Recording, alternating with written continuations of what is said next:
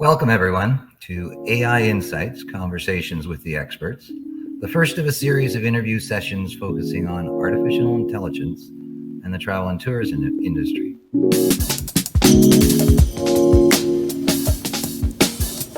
Artificial intelligence is essentially the ability of machines and computers and software to conduct tasks that would normally be associated with humans. Many consumers around the world are very familiar with AI, for example, conversing with their smartphones, using Siri or using Alexa, the virtual assistants, the chatbots that use natural language processing, predictive analytics, machine learning, deep learning with the neural networks, which is where you see the likes of ChatGPT, biometrics, facial recognition, emotion recognition, driverless cars. The way I look at AI is I see it as an accelerator. So it is something that allows us to bring value faster to our clients. And so whether that's creating a new experience, whether that's analyzing large sets of disconnected data to help a traveler or a client solve a problem, I view it as an enabler. We're actually seeing some interesting things where there may be as many internal opportunities for AI. And I have product managers on my team that are starting to see if they can write requirements. We have engineering teams doing test scenarios. I've written organizational announcements through the use of some generative AI capabilities. So I think there are going to be as many internal opportunities as there are client-facing opportunities, but that's why we want to take advantage of it. It accelerates our ability to deliver value to our end clients. We conduct a Voice of the Industry survey where we ask travel businesses how are they engaging with new technologies such as AI? And, basically already last year, we had 33% of travel businesses globally saying that they were adopting and integrating AI into their businesses. Equally, when it comes to consumers, we can see their engagement. So, for example, in Canada, consumers are, using chatbots and, engaging with AI on websites to solve customer queries and, to get certain responses to their questions that they have. So 53% of Canadian consumers are already engaging with some kind of bot online or virtually.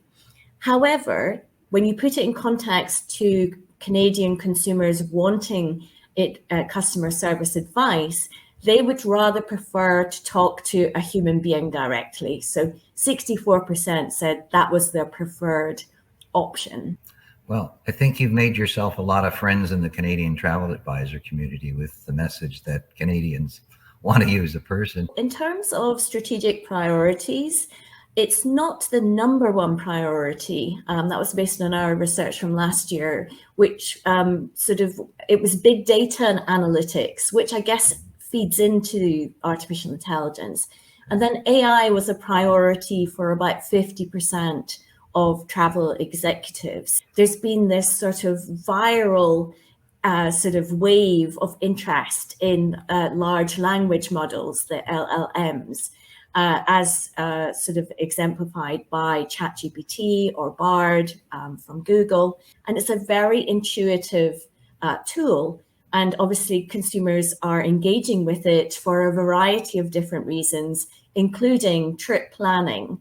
And of course, itinerary planning, and many of travel brands are always already jumping on the bandwagon. So we've got a couple of use cases, so, a number of use cases. So when I have to digest itineraries, and itineraries from different sources come in different ways, AI does a great job of taking in variable pieces of information and giving us really good results. It can just do more than a user or an individual user can do. So those are some of the great opportunities that we're going to see as it moves forward and as we drive some of that to happen.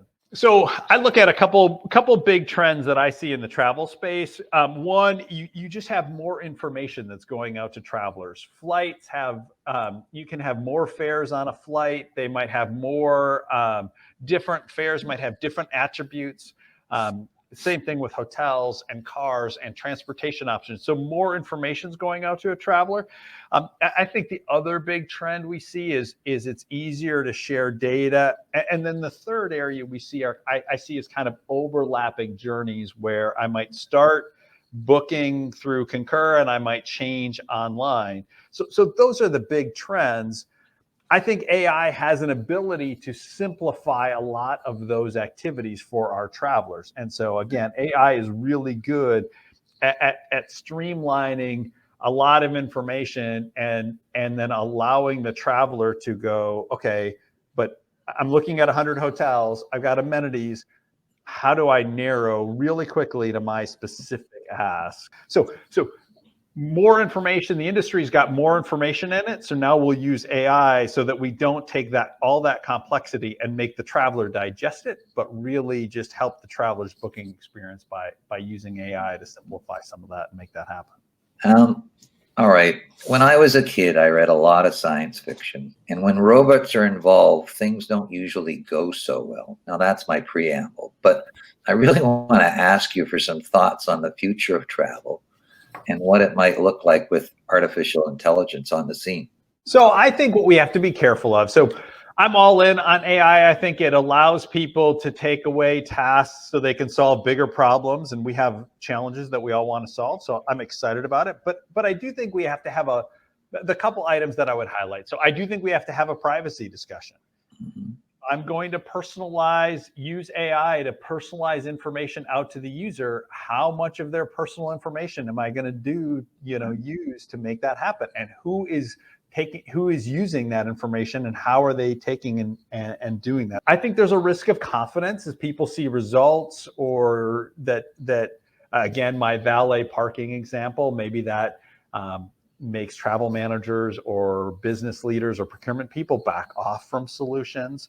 And then the last item I would say is there is a marketing side of AI where we're going to see lots of people that have an AI solution that might not actually solve the underlying business problem. And so I think we'll always be challenging what's the problem we're trying to solve rather than just decide AI is a hammer. Now let's go find the nail. Like, what are we actually trying to do there? But of all of those, I think privacy is probably the one that we all have to be smart about as we think about these solutions as it goes forward. There are a couple of very serious negatives with artificial intelligence, as we know.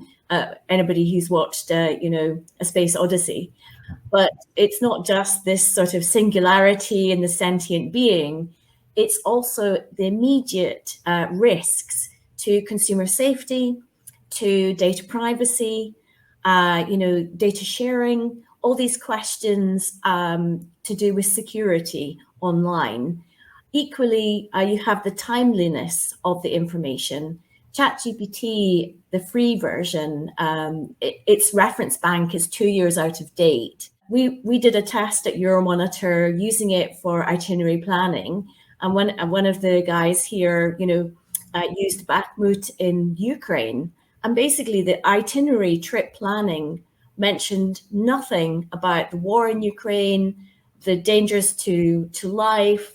There was nothing about security. And we all know that there's talk about hallucinations of AI, it's sort of making things up when it doesn't know the right answer. There's also the danger of perpetuating bias. So if the data reference bank is the entire internet, there's obviously a lot of discrimination, hate speech, etc. So we also need to be careful about ensuring that there is a responsible AI, which they are calling for, that doesn't perpetuate bias. The carbon footprint of generative AI, because it requires much more computer power, it's more complex processes. It sort of is dependent on data centers, large data centers, built in the Arizona desert, that are very carbon intensive and require a lot of cooling. This is another area we need to have the full picture. We need transparency on the carbon footprint of generative AI. Of course, the number one question I have is how far can we trust it, and can we trust it ultimately? So, I do feel that we need more information. There needs to be greater transparency, and just generally, it feels that, also governments need to take more of an interest, because, we can't close the stable gate after the horse is bolted. We need to be working with industry now to understand the full impacts on the environment, on society. Obviously there are opportunities such as we can maybe move to a 4-day week. That gives rise to more leisure, blended travel, etc. But that all has to be managed carefully. And also we can't sort of risk, the have and have nots. It's really important that small, medium enterprises also are sort of brought up to speed very quickly with how to leverage AI and use that competitive advantage. Because of course the big tech players are already there, but it needs to be, a level playing field. What I would say that we need to get clients interested in, or at least to understand, is, I won't say it's a drawback, but there's an unpredictable nature to AI. If you ask a question, so I'll give an example. If I were to build parking into my travel system, and somebody were to say, where do I park at the Minneapolis airport? Because I live in Minneapolis. It'll give you a good response. It'll tell you there's on-site parking, and there's off-site parking, and there's valet parking.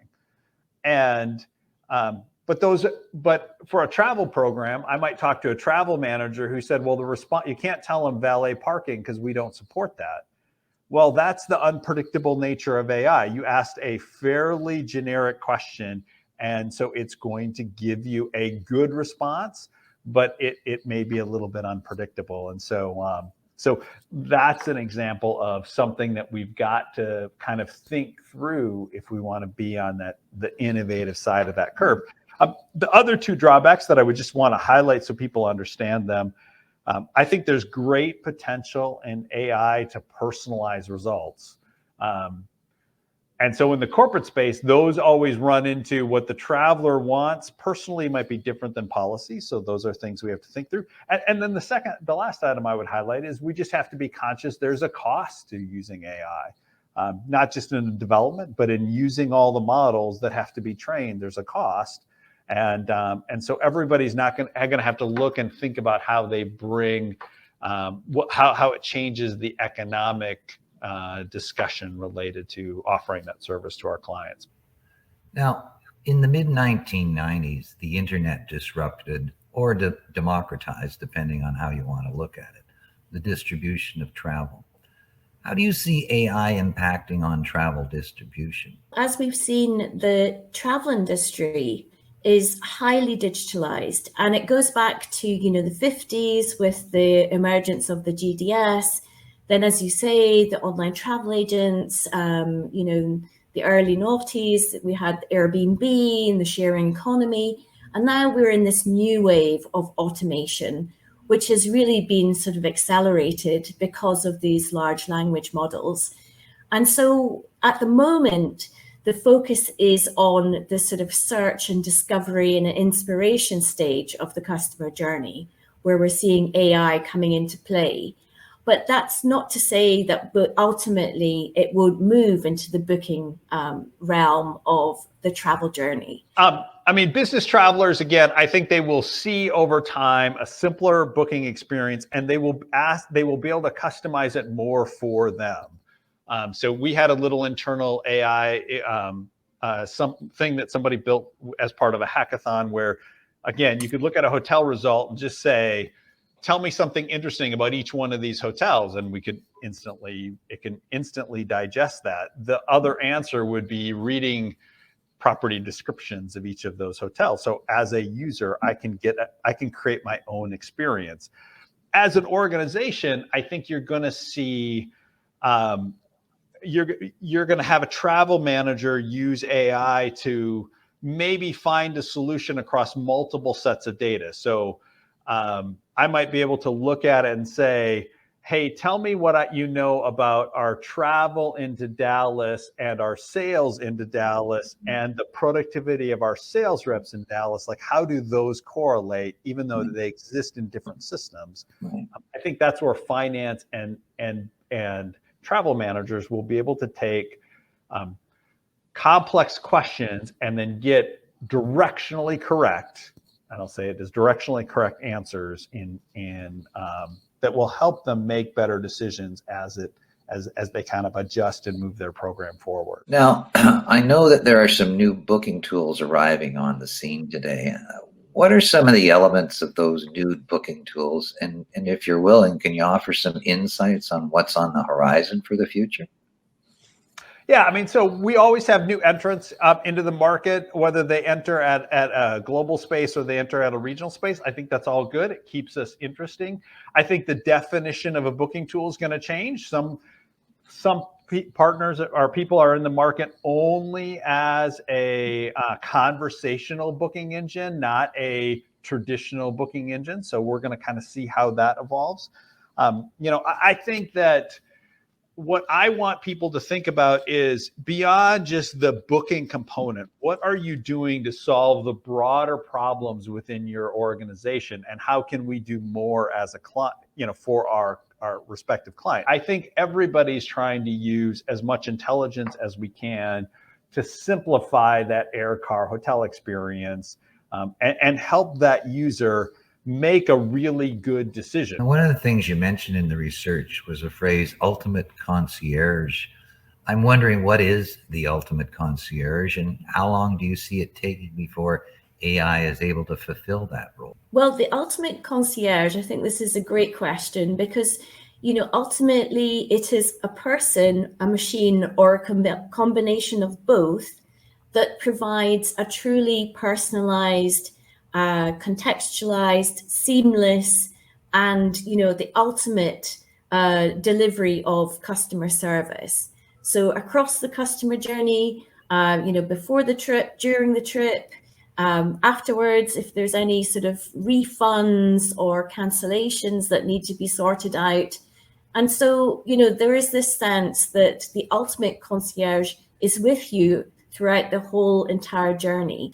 And actually, if we can hand over those menial and mundane tasks and drive automation at the lower end of the value chain, we can free up staff and people to be delivering a more concierge value type service.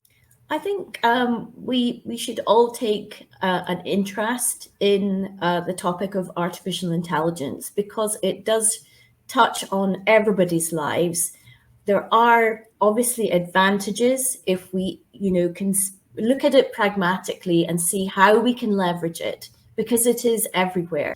So there's unintended consequences, as I mentioned. We have to ensure it's fair and transparent, that nobody gets left behind, and equally that we are very, aware of the carbon footprint, and equally that, it does work for mankind and ensure that, we don't get to this stage where it's sort of overtaken us and we don't quite fully understand those impacts. If people were to say, well, what should I do next?